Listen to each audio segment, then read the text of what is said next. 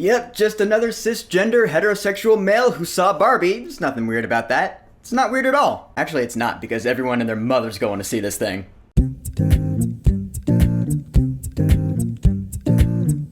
Barbie! Yeah, I saw it. So yeah, we got ourselves a live-action movie based off of the most popular doll franchise of all time, Mattel's Barbie. And yeah, I'll be honest with you, when I first heard of this movie, I was like, I'm not going to see it. Why? Because I'm a straight dude. Why would I go see it? I didn't grow up with Barbie dolls. If this were Bionicle, it would be a different story. But then as the trailers came out, I was like, it actually looks surprisingly funny. And then what really sold me on it is the last trailer where it said, if you love Barbie, this movie's for you. If you hate Barbie, this movie's for you. Right there, I was like, all right, I'll go see it. So in the live-action Barbie movie, Margot Robbie plays your stereotypical Barbie. She and all the rest of the Barbie doll characters and the Ken dolls and Alan, they all live in Barbie land where every day is awesome. It's a fantasy world, and then one day Margot Robbie's Barbie suddenly gets this existential crisis. She's like, there's something wrong with me, so Kate McKinnon says, you gotta go to the real world and solve this mystery. And so she embarks, and one of the Ken dolls, played by Ryan Gosling, tags along with her, because he's attracted to her, but she's not so attracted to him. It's like a reverse Sonic and Amy situation. And so they go from Barbie land to the real world, so we have a fish out of water situation in the real world. Stuff goes awry and crazy shenanigans, and here we go, Barbie. Gotta say, this movie was a lot of fun to watch. I know you've heard this up the wazoo, but this really is the polar opposite of Oppenheimer in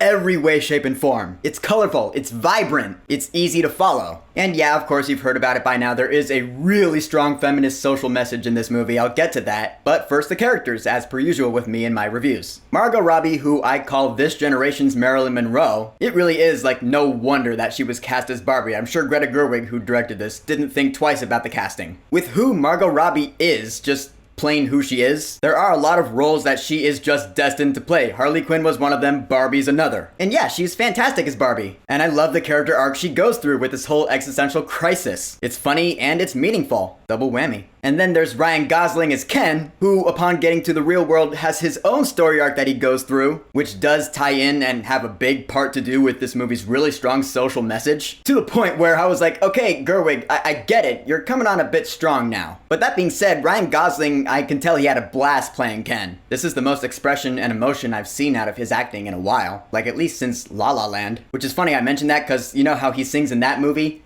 He sings in this movie too, and it's pretty funny. And among all the Barbies and Kens that we see in this movie, and there are a lot of them, huge ensemble cast of really just small minor characters here. I'd say the other one that stood out, well actually there were a couple. Michael Cera as Alan had a couple of funny scenes. Cause yeah, there was an Alan doll once upon a time who was made to be like a friend of Ken. And so in this movie they play off of that. There are a lot of Kens and then there's just only one Alan. And it's awkward Michael Cera. That's funny. But also Simu Liu as another Ken. He kind of plays Ryan Gosling Ken's rival. And the scenes between the two of them I thought were among the funniest in the movie. I will beat both of you off at the same time. It's good to know that Simu Liu is more than just Shang-Chi. He's actually getting his name out there in Hollywood. Good for him. Another strong character in this movie is America Ferrera. She plays a human in the real world. She's actually a mom. That was actually kind of a jump scare to me at first. I was like, oh my god, she's now old enough to play a mom? I remember being younger and seeing her in one of those Disney Channel movies where she was like a teenager. Now she's playing a mother and wow, time flies. But yeah, she's an important character and so is her daughter played by Ariana Greenblatt, who yeah, sure, she is the girl from 65, but she is also young Gamora from Avengers Infinity War. Good for this kid for getting more work, and she was good in this movie. Her dynamic with Margot Robbie's Barbie is actually really interesting, because it brings up a lot of interesting points that I'd never thought about because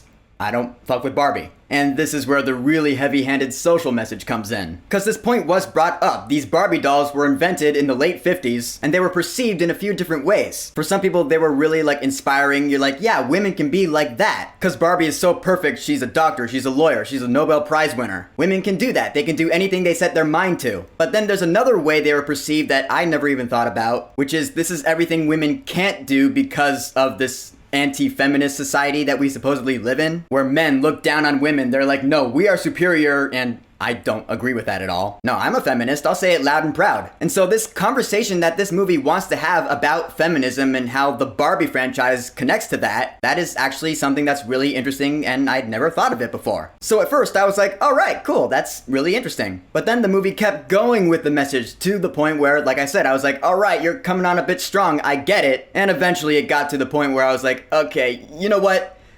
Preachy doesn't even begin to describe this movie. And I look back on all the recent movies I've seen that have had strong social messages. Elemental, Nimona. Both of those movies did have really heavy messages, but compared to Barbie, those movies' messages were about as loud as the message from the Mario movie, as in no message at all. At least not a social commentary message anyway. Because the difference is, this movie actually uses like words. There's a scene where a character, I'm not gonna say who it is, but this character is just giving this whole speech about how it sucks to be a woman in today's society. For this reason, that reason. It made me feel like I was at a rally. Now, granted, that is Greta Gerwig for ya. If you don't know, writer and director Greta Gerwig, she brought us Lady Bird and Little Women. Her filmmaking style does incorporate a lot of really strong feminist social messages. That's just her thing. And again, I'm not saying I'm against the message at all. On the contrary, I'm all for it. But you remember the phrase, show, don't tell? Action speaks louder than words? Yeah, that. When it comes to the art of filmmaking in particular, I feel like that phrase holds a lot of gravity. Like, you can lecture us all you want about how terrible it is to be a woman in today's society, or you could show us through examples and we will see it for ourselves and figure it out. You know, subtlety like that. I do feel like that is the better way to incorporate a social message into a movie. And granted, there are a lot of scenes in this movie where they do show and not tell, but this movie does also do a lot of telling. It does both, and it does both very, very well, but I'm just saying for me personally, I felt a few times like the movie was just yelling its message at me, like, no, you don't get it, we gotta drill this into your head, just, yeah. And I was like, okay, I get it, I got it half an hour ago, and I got it half an hour before that. But again, that's just me. Now, with that whole soapbox out of the way, I also gotta touch on this movie's humor because I will admit, this is probably the funniest movie I've seen this year so far. Cause this movie's hilarious. I laughed out loud a lot throughout the entire movie and so did the rest of the audience. I mean, just in the scenes in Barbie Land where they're acting like Barbie dolls being played with by little girls. I thought I might stay over tonight.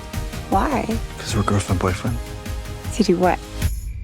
I'm actually not sure. That's funny. And then the movie gets to the point of just being absolutely ridiculous, which, of course, you assumed it's gonna be because it's a live-action Barbie movie, meaning it's essentially gonna be a live-action cartoon, almost like The Mask or something. I will say, the Barbie Land scenes get just about that zany. I mean, there's a scene that is a dance-off between Ryan Gosling Ken and Simu Liu Ken, and I was like, this feels like a fever dream. Yeah, like an acid trip. I was seriously like, what the hell am I watching right now? It's like this movie is making me high. In a good way though, it's entertaining as hell. And even when they go to the real world, and they visit Mattel headquarters, which, yeah, the movie does break the fourth wall a couple times in that way, but we get Will Ferrell as the CEO of Mattel, and it's Will Ferrell. Of course he's gonna be acting like a cartoon. Like, whenever he was on screen, I half expected him to be like, oh my god! Because he's Will Ferrell, and that's just what he does. He was a cartoon too. I will say though, I love the visual effects in this movie. I mean, you get Barbie Land, everything looks like a plastic Barbie doll playset. The characters move like dolls, it's really impressive looking. The sets look like they're all made of plastic, like the water's not real, it's just plastic water. It feels like those Barbie commercials I used to see on TV when watching Nickelodeon as a kid. That's my childhood history with Barbie. But you know, props to that. That's probably why this movie's doing really well. Cause it's really simple. Like, the Mario movie made $1 billion simply because it feels like Mario. Same deal here. I feel like this movie's gonna be really successful because it feels like Barbie. It feels like the IP, the brand, that people know and are familiar with. Sometimes that's all it takes when dealing with an IP this popular. Because it's Barbie. Barbie's a household name. Everyone knows what Barbie is. This live-action Barbie movie played its cards right. Right down to the music. The soundtrack is a lot of fun. It's pretty much what you would expect from a Barbie album. A lot of fun techno-pop music, Tame Impala, Dua Lipa. There's a song that plays at the beginning of this movie. It's Pink! That's a bop, not gonna lie. I mean, I don't see myself getting this whole album, but I enjoyed the songs as I heard them. So in the end, this Barbie movie, it's a trip. I had a lot of fun with it. A lot more fun than Oppenheimer. I feel like that goes without saying though. It's apparent that the entire cast and crew had a blast making this movie. The social message is really heavy-handed to the point where it did get a little overwhelming for me personally at times, but it did pull through for me. I love the visual effects, I love the music, and I love how it ends. I personally can't see a way this movie could ever get a sequel because of the way it ends, but given this movie makes a lot of money, I'm sure it'll happen somehow. Seriously, I really think this movie could save Warner Brothers from the terrible situation it's in right now. I'm just saying. But yeah, this Barbie movie is surprisingly great. It's not like your typical Barbie movie. Like, if you want to bring your little girl to this, just know it is rated PG-13. So there are some vague adult-ish themes scattered in there sporadically. If you want like that kiddie Barbie movie, there are plenty of those straight-to-DVD ones. Get one of those and watch those. But for this first ever live-action Barbie movie, I will say, go see this movie while it's in theaters. And thus concludes Barbenheimer weekend, the fourth highest grossing opening weekend in cinema history.